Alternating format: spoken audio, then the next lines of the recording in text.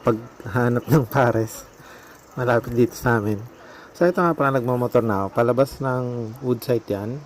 Tapos ito, highway. Pupunta na ako dun sa paresan ng Pag-asa. Ito. Sa Pag-asa na to, sa may tapat ng Talipapa. Yan. Yung pagkanan ko dito. Ayan. Makikita nyo na yung pares, mami. Hop. Ayun. Kitang-kita nyo agad. Yan. Dyan sila halos buong araw. Pero minsan, ewan ko, naubusan na. Pero minsan wala. Pero guys, ang sarap. Daming karne guys. Tapos, ang presyo niya nasa 60, hindi, 55. So, sulit na siya guys para sa 55 pesos. Yan. Madami yung laman. Kaya mapapa-exercise ka talaga.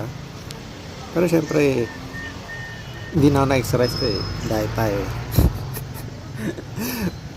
Kailangan